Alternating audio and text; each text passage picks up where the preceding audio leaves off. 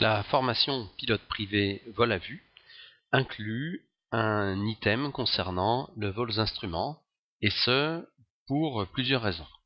Tout d'abord, il est possible que vous vous retrouviez dans des conditions nécessitant l'utilisation des techniques de vol aux instruments.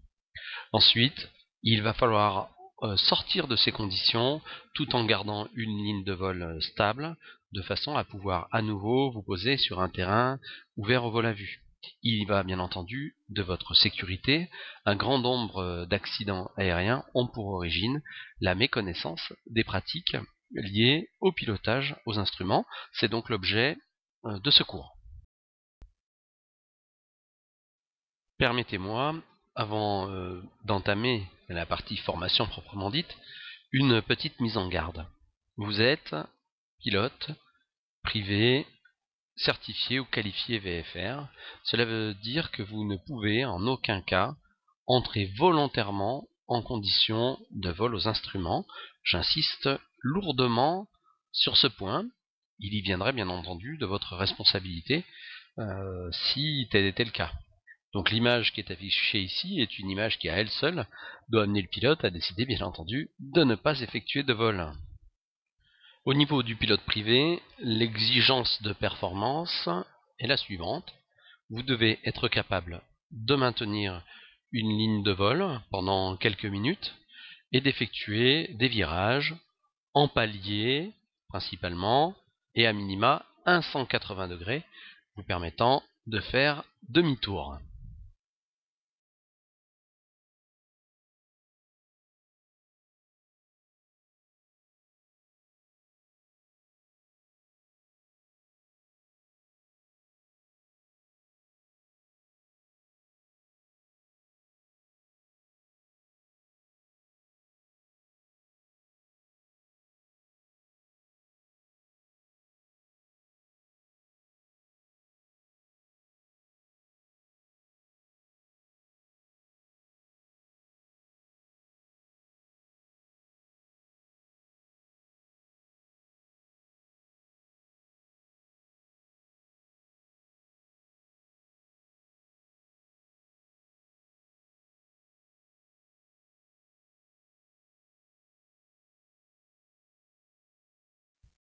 Nous allons voir dans cette partie comment piloter la trajectoire de l'avion aux instruments sans nous soucier de la radionavigation, qui est un autre cours bien entendu, qui est abordé dans la partie navigation et radionavigation. Alors retenez déjà dans un premier temps que les seuls instruments qui ont de l'importance pour le PPL au niveau du pilotage aux instruments sont affichés ici sur ce slide. On retrouve donc l'horizon artificiel, qui sera l'instrument central, le badin ou l'anémomètre, l'altimètre, le conservateur de cap, le variomètre, et la bille et l'aiguille qui, on va le voir, peuvent servir de remplacement à l'horizon artificiel. Par cross-check instrumental, on entend technique de base de pilotage aux instruments. Cette technique, appliquée à la lettre et à condition, bien entendu, de maîtriser les bases du pilotage, va vous permettre de vous assurer une sortie rapide et en sécurité d'une condition de vol aux instruments involontaires. La technique de cross-check instrumental s'applique de la façon suivante. Cette litanie, c'est-à-dire cette phrase qui sera répétée jusqu'à la sortie des conditions de vol aux instruments, vous assurera à elle seule le pilotage d'une trajectoire correcte tout en restant hors des références à vue. La litanie est la suivante. Horizon, badin, horizon, alti, horizon, vario, horizon, cap. À chaque fois qu'un instrument est nommé, on en vérifie l'indication et on réfléchit aux conditions à appliquer pour corriger cette indication par rapport à l'idéal choisi. Bien entendu, on va voir des exemples concrets. Vous allez pouvoir observer un virage d'un peu plus de 180 degrés en palier sur un avion volant à 100 nœuds à une inclinaison de 12 degrés correspondant au taux 1,5, c'est-à-dire 1 minute pour 180 degrés ou 2 minutes pour un 360.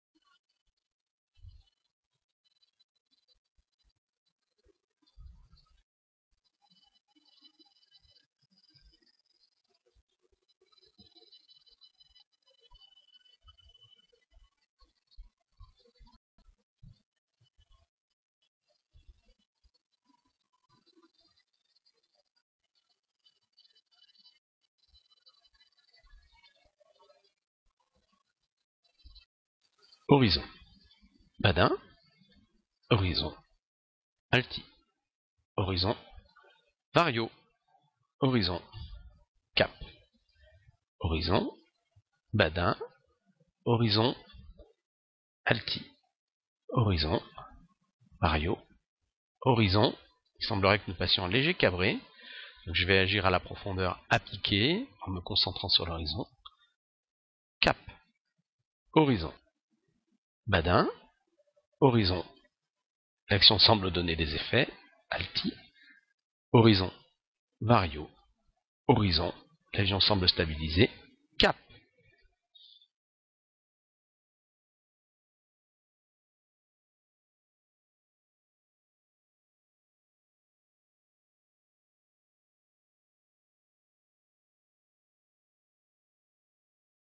Horizon, badin, horizon, alti, horizon, vario, horizon, cap, horizon, badin, horizon, alti, horizon, vario, horizon, cap, horizon. On semble partir en virage à droite. Donc je corrige au gauchissement, vario, horizon, alti, horizon, cap, horizon, badin, horizon, alti, horizon, vario, horizon, cap.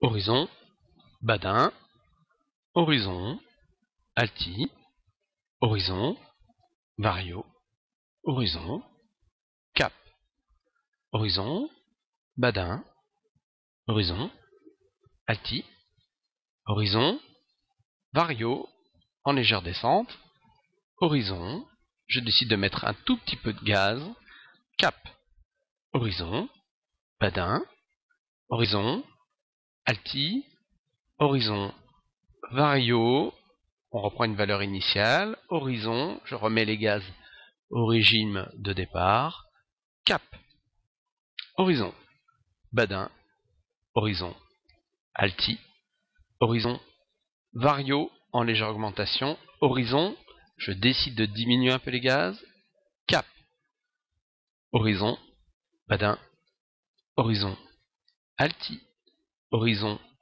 vario, horizon, retour au régime plus un chouïa, cap.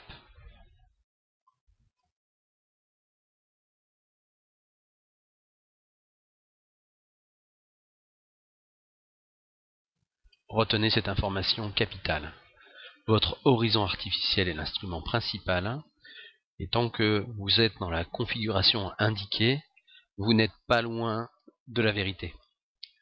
Ensuite, dès que vous détectez un écart, ne vous focalisez pas sur l'instrument, revenez systématiquement à votre horizon artificiel pour décider et agir, puis constater à l'issue du cross-check l'effet de vos actions. Cela évitera de se focaliser sur un instrument et de partir dans des positions dites inusuelles du fait des illusions sensorielles qui sont légion quand on vole dans des conditions météorologiques dégradées. Dans cette situation, et tout en respectant le cross-check instrumental, il est absolument indispensable de ramener l'assiette proche de 0, puis d'agir sur la commande des gaz pour maintenir le vol en palier.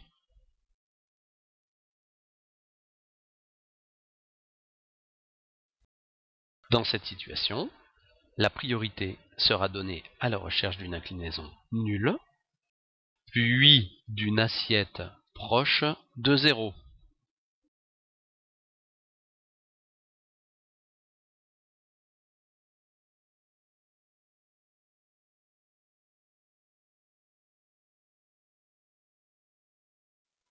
En cas de panne de l'horizon artificiel, indiqué par un flag rouge, vous devez vous fier à la bille et à l'aiguille en remplacement de l'horizon artificiel. Alors, cette bille-aiguille s'utilisera en conjonction avec le variomètre. Considérez donc que l'aiguille représente votre avion vu de derrière. Elle indique le fait que vous virez à droite ou à gauche. Le variomètre, à lui tout seul, vous indiquera la tendance à monter ou à descendre. Dans cette situation, par exemple, l'horizon artificiel est hors service. Le variomètre indique une tendance stable. La bille et l'aiguille sont centrées. Ce sont donc ces instruments qu'il faut utiliser pour piloter. Alors, le point le plus difficile ici est bien entendu de ne plus se focaliser sur l'horizon artificiel puisque ces indications sont erronées. Cela demande un petit peu d'entraînement, qu'il sera bien entendu effectué cet entraînement au cours de votre progression de pilote privé. Mes conseils pour le pilotage aux instruments sont les suivants. Premier conseil, ne sortez jamais de la litanie que vous avez appris. Horizon, badin, horizon, alti, horizon, vario, horizon, cap. C'est, en tout cas au début, la seule méthode vous permettant de piloter le plus rigoureusement possible votre trajectoire. Ensuite, limitez-vous en inclinaison, en taux de virage, en accélération d'une façon générale. Imaginez que vous pilotez sur une tête d'épingle en limitant une inclinaison à 10-15 degrés, c'est largement suffisant, de la même façon sur les assiettes de montée et de piqué. Ne vous précipitez jamais. Tant que vous n'êtes pas revenu aux conditions de vol à vue, restez au pilotage aux instruments et annoncez-le même. Dès que vous passez aux instruments, vous annoncez « je passe aux instruments » et ce moment-là, vous ne regardez plus du tout dehors. Enfin, si vous avez à manipuler des instruments autres que les instruments de pilotage direct, radio, radionavigation, faites-le toujours par touches successives et toujours en vol rectiligne, jamais en virage. Par exemple, un changement de fréquence radio doit se faire digit par digit en revenant à chaque fois à l'horizon artificiel. Vous ne devez, sauf cas très particulier, jamais vous retrouver en condition de vol aux instruments. Pour cela, vous avez à votre disposition l'analyse des conditions météo et je vous renvoie aux cours spécialement dédiés. Cela dit, quelques cas peuvent se présenter et je vais vous proposer, suivant ces cas, la procédure à appliquer. Première situation, nous voyons sur cette image des conditions météo en aggravation au devant de l'avion. Mon conseil, c'est un conseil de bon sens. Demi-tour ou déroutement avant de vous retrouver dans des conditions très délicates, d'être obligé de monter, par exemple, parce que malheureusement vous ne pouvez plus faire demi-tour, ou de vous retrouver à basse altitude dans des conditions météo très dégradées. Seconde situation, vous vous retrouvez comme dans l'image que vous pouvez observer. Réflexe numéro 1, ne pas chercher la vue du sol. Réflexe numéro 2, quasiment instantanément, annoncer « je passe aux instruments ». À partir de ce moment-là, vous ne regardez plus que vos instruments principaux horizon alti, horizon vario, horizon cap, horizon badin. Une fois que votre avion est stabilisé, vous effectuez un demi-tour et devriez logiquement retourner dans des conditions météo correctes.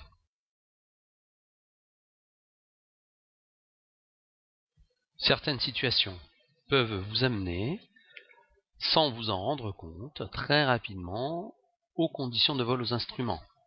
Ce sont les situations de brume, notamment en hiver dans nos régions, en fin de journée, ou en début de journée lorsque le soleil est rasant. Dans ces conditions, avec le soleil de face par exemple, vous pouvez avoir des visibilités extrêmement faibles. Dans ce cas-là, bien entendu, la technique de pilotage aux instruments s'applique dans sa totalité, même si vous avez légalement le droit d'effectuer un vol VFR. Quelques erreurs communes, les plus fréquentes. Donc la première, c'est la focalisation sur un instrument de pilotage. C'est-à-dire que le pilote va regarder, par exemple, le variomètre, effectuer la correction au gaz qui convient, sans revenir sur l'horizon artificiel. Ce type d'erreur va conduire très probablement à une modification de la position de l'horizon artificiel, de l'assiette de l'avion et de son inclinaison, sans que le pilote ne s'en rende compte. Cela peut conduire à des situations absolument dramatiques suite à cette désorientation spatiale ayant pour origine une focalisation sur un instrument de pilotage. Deuxième erreur, un cross-check trop lent. Vous avez pu le voir au cours de ce cours, à peu près 2 secondes sur un instrument, horizon, alti, horizon, badin, horizon, vario. Donc le cross-check trop lent peut conduire à la focalisation, évidemment. Troisième erreur, la tendance à attendre l'effet d'une correction avant de reprendre le cross-check. C'est une erreur qui est la conséquence des deux précédentes. Pilotage trop brusque, forte variation d'assiette ou d'inclinaison. Attention, les inclinaisons, les assiettes modifiées trop fortement vont générer des accélérations pouvant conduire à des illusions sensorielles. Enfin, un virage à trop forte inclinaison pouvant conduire à un virage engagé. Je vous rappelle donc qu'aux instruments, vous vous limiterez systématiquement à des inclinaisons inférieures à 30 degrés, pourquoi pas 20 degrés, c'est largement suffisant. Ceci conclut le cours sur le vol aux instruments. Je vous invite évidemment à vous entraîner régulièrement à ce cross-check instrumental, mais bien avant ça, à lire avec beaucoup d'attention les prévisions météo et à suivre avec beaucoup d'attention le cours ayant trait à cette préparation météo, puisque, comme l'adage le dit, vaut mieux être au sol et avoir envie d'être en vol qu'en vol et avoir envie d'être au sol.